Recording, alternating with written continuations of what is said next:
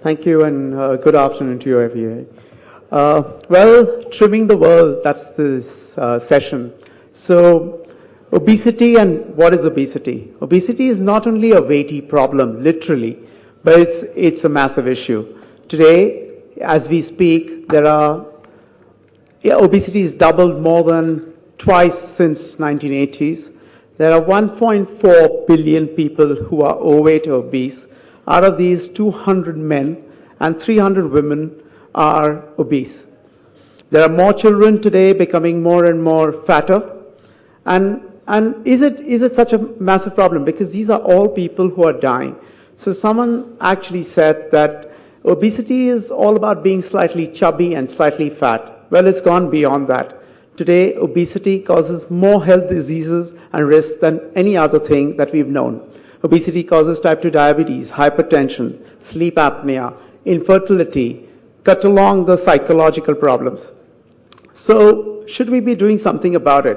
Well, we all do know that in India, like cricket, everybody knows how to play better than Sachin Tendulkar. So obesity, everybody seems to have that one answer, that is how to treat that obesity.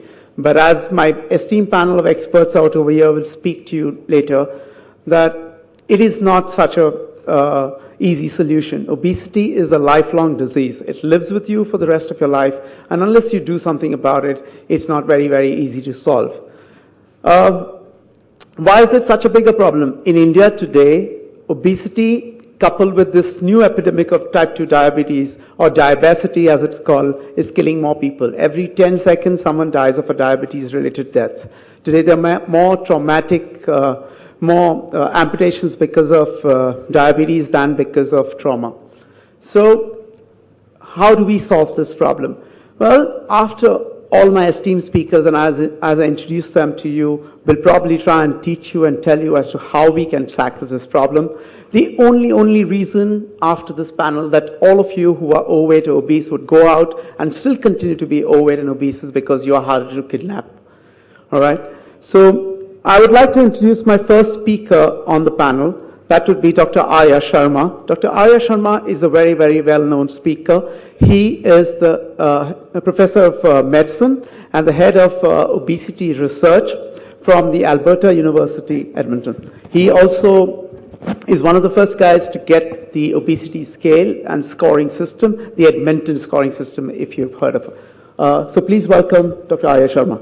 Well, thank you, Muzaffar, and distinguished guests. It's a real pleasure to be back in Delhi. I actually graduated from high school in Delhi back in 1977, and then unfortunately I had to leave the country because I wasn't a good enough student to get into medical school, and I had to go back to Germany, where my mother comes from, to actually go to medical school and complete my medical training.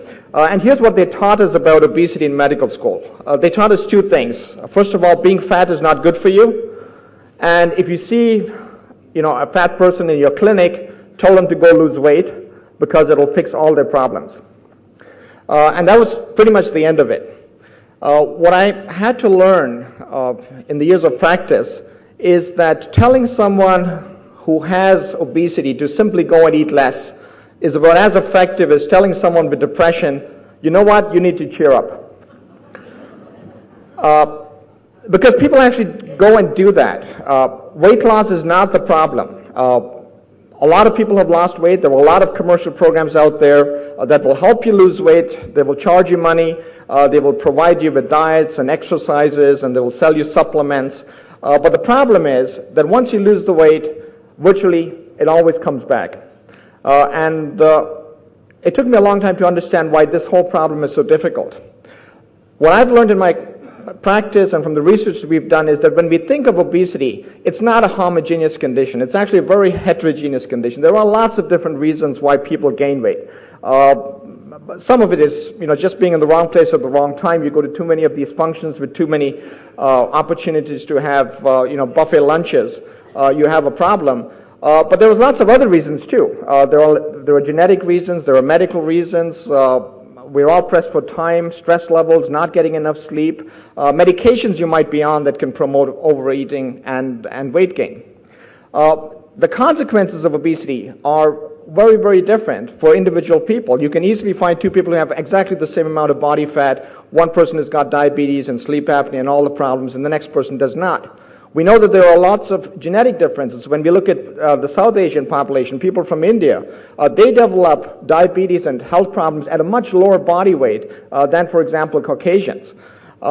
We also know that the response to treatment is very different among different people. You can do exactly the same diet or the same exercise program, or you could have the same surgical intervention on two people who have exactly the same body weight, and you'll get very, very different responses. So the big question is, of course, why is this happening? What are the main drivers of obesity at a population level? We're still trying to understand that. If I had to make a guess personally, I would say it's time pressures, it's lack of sleep, and it's high stress levels that all contribute to weight gain. Sedentariness is a problem. Not too long ago, people were paid to be physically active. Today, if you want to be physically active, it's going to cost you. It'll cost you time and it'll cost you money. Because obesity, once established, becomes a chronic condition. And what I mean by that is that this is a condition that we don't have a cure for. We've got treatments. There are lots of ways that you can lose weight, but really losing weight is like pulling on a rubber band. If this is your weight, and you can pull, you can diet, you can exercise, you can even get bariatric surgery, and you can get surgery and lose 50 kilos and keep it off for 10 years. But if you went back to the surgeon and said, can you reverse the surgery, that weight's coming back. Surgery is not a cure for obesity, it's a treatment. We don't have a cure for obesity. How do we fix this? Well, I'm sure we'll get into a lot of discussion around policies that we could possibly contemplate about, but here's one thing that I want to share with you. We are still not training health professionals to understand obesity and think of this as a medical condition. I was checking the AIMS website last night. You don't have a professor at AIMS that actually teaches obesity or offers an obesity course. If you don't have the people who can even train medical students to understand the problems that you're up against, how would you expect patients to be able to go to a health professional and get proper treatment for this condition? So it's not a complex issue. One of my colleagues back in Canada said, obesity is not rocket science, it's more complicated. Thank you. So our next speaker on the panel is Dr. Anjali Mukherjee. Anjali is one of the most famous well-known names on nutrition, and she's got a whole chain of nutrition clinics. Please welcome Dr. Anjali Mukherjee.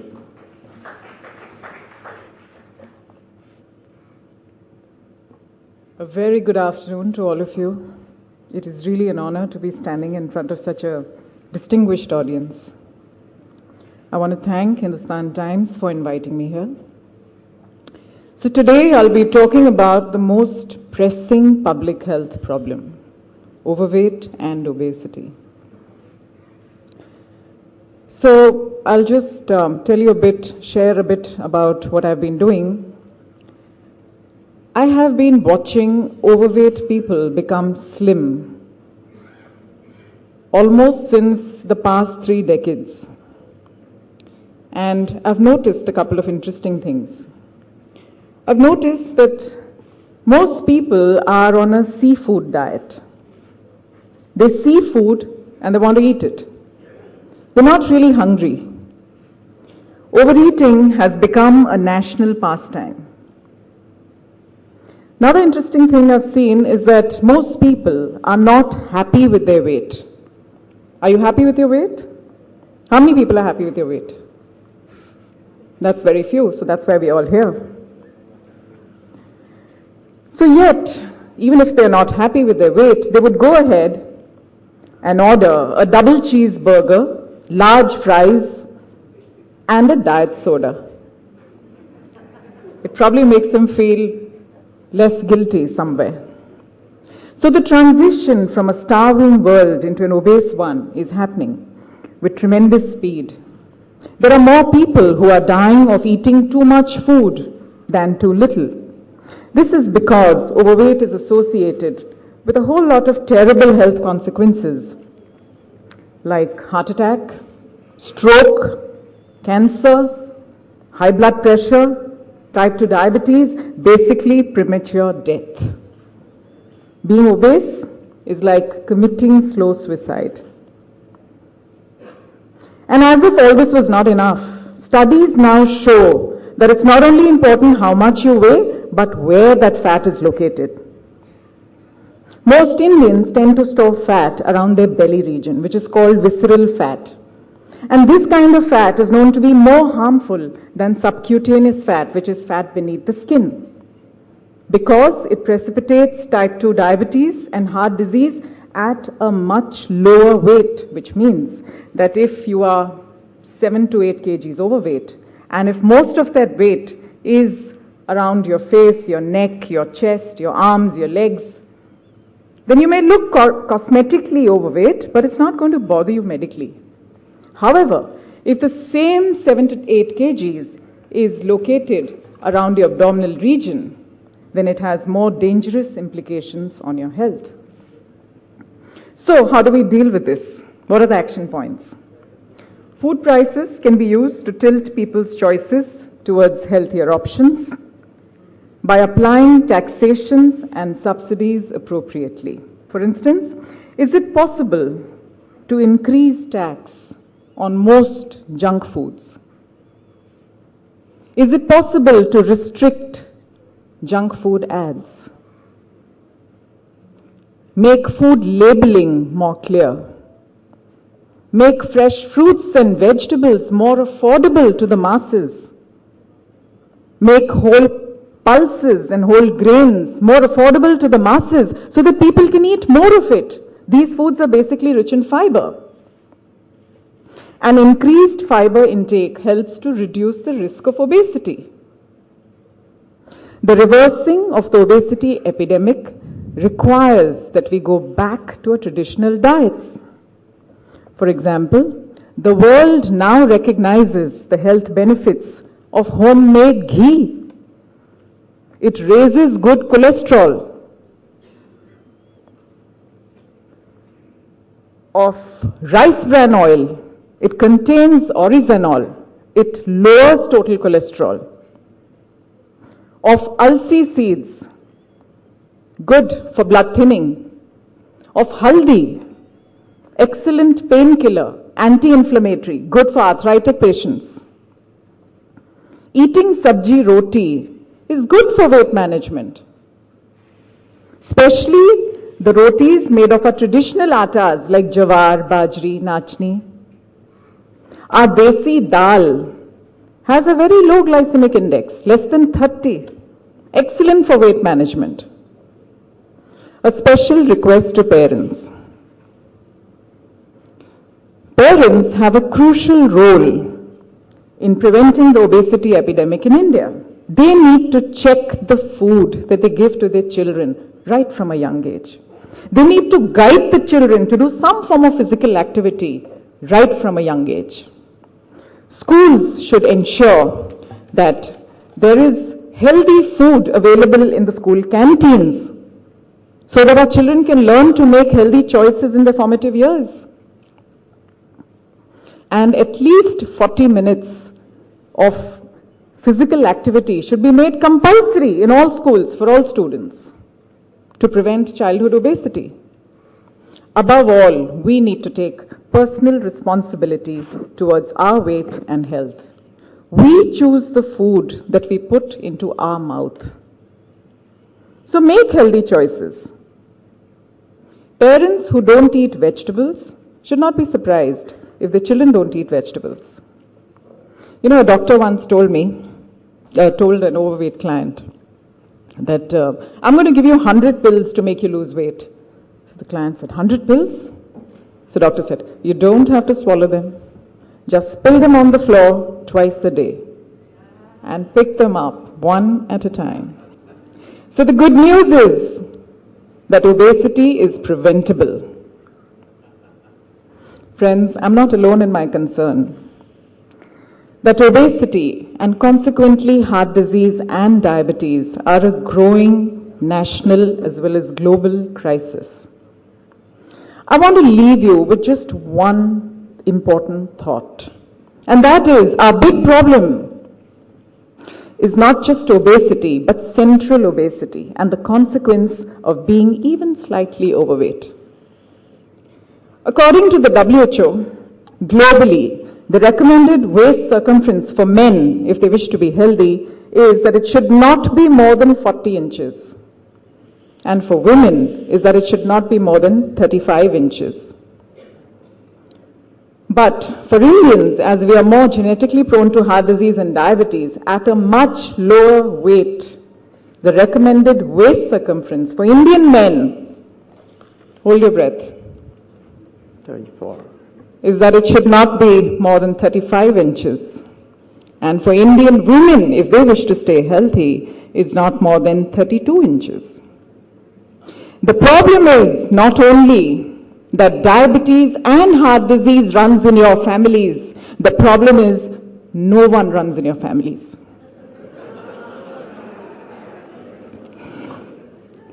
I sincerely hope that more and more people become open to the theory that eating right, not following a diet, eating right, and doing a bit of exercise is the most economical way to manage obesity and its related diseases. Food, like your money, should be working for you and giving you good health, and not those extra kilos. Thank you.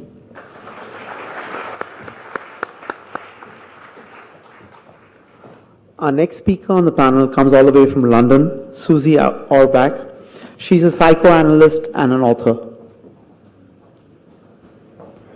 And she's also very short, and every podium I'm on, however high my high heels, I can never see over the top of. You don't have a platform, do you? Okay. I want to thank you for inviting me. I'm very happy to be here. I want to reframe some of the remarks of my colleagues, because I want to reframe the remarks of some of my colleagues and talk about this not really as a crisis of obesity, but a worldwide crisis around bodies. Obesity is the affliction of affluent Indians, but it sits side by side with a problem that's equally prevalent, certainly among the affluent Indians, and that's the obsession with thinness. This is no trivial concern at all.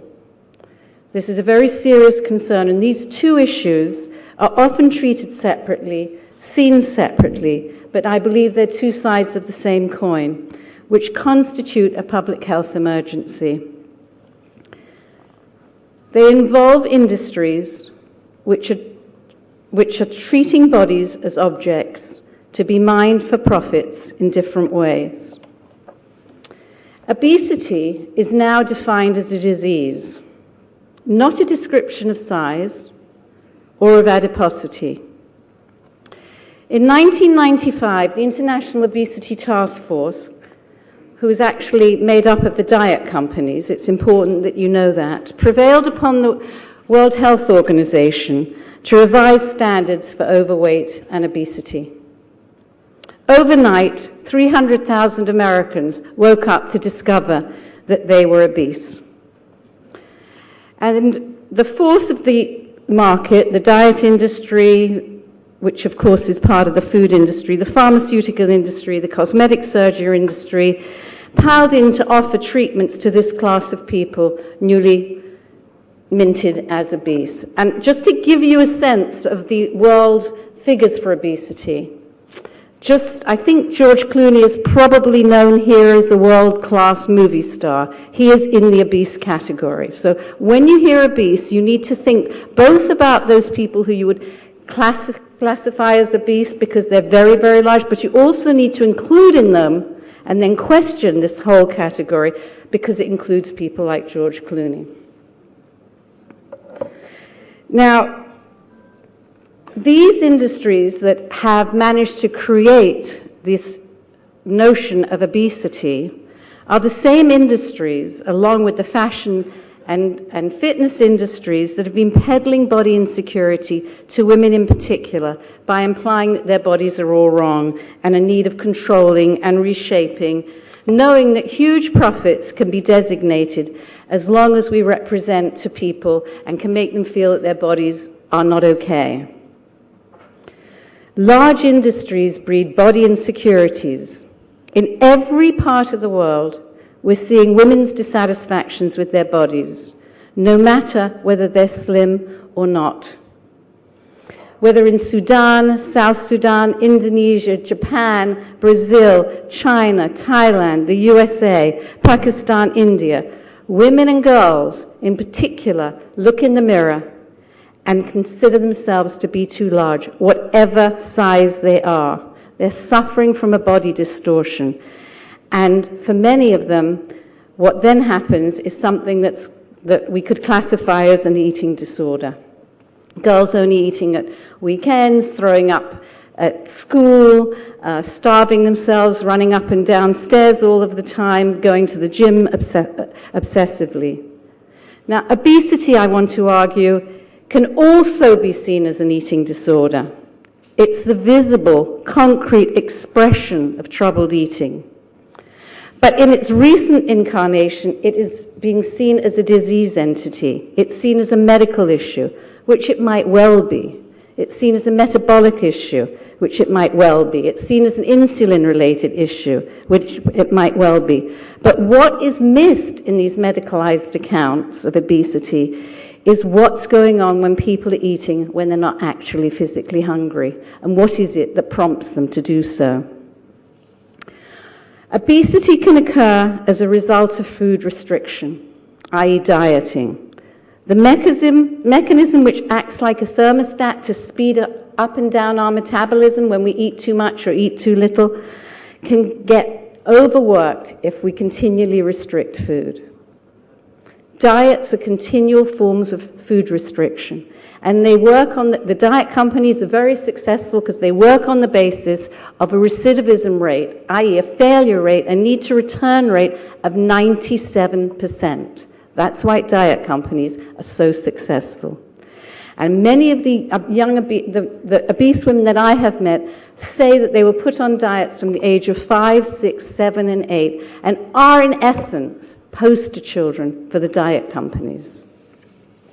So what I want to suggest is that we need to probe more deeply. We need to understand what's going on when people eat when they're not hungry, and we need to understand the kind of anxiety that now accompanies people's eating, the kind of fear and terror that accompanies an awful lot of people's eating.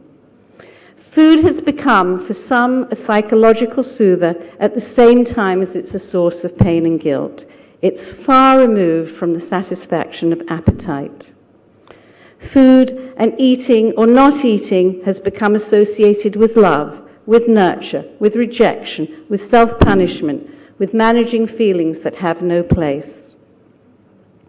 Fat, which is a physical state, is actually also symbolic. It covers feelings or it hides them from the individual as well as from the other. Fat is also a rejection, a way of saying no to those impossible photoshopped images of which we see 10,000 a week, which tell us that we really need to look like a stick. So, in looking to food, whether it's on the overeating or on the undereating side, we need to understand that when people are overeating or they're undereating, they're on a search for a solution. The question is, what is the problem that they're seeking a solution to? So the challenge I would like to ask India is, what is the problem for which in India obesity is seen to be the solution? If we can ask that question, if we can ask the question that way, we can get into the experience of the person and of the culture that now has extremely troubled eating. We can understand what people are endeavoring to do and what the eating is all about. Without that, we risk twirling around with false questions whose answers will be so partial to be of little help. In the meantime, we need social policy, and here I agree with my other speakers, to deal with the perpetrators of Obesity, Inc. First of all, we need to prosecute the diet industry. There's no other industry that has a failure rate of 97% that is allowed to operate. We need to take on the food industry, which of course is the diet industry, who takes out the fat out of food and sells us back a bliss point and sells us the non-fat food with plasticizers and rubbish in it. We need to take on the fitness industry, who make millions out of people who are troubled by their bodies and makes them into obsessives rather than deals with their distress. And we need to deal with the beauty, cosmetic, and allied style industries who make our place with our bodies so tortured rather than a pleasurable place to live from. Thank you.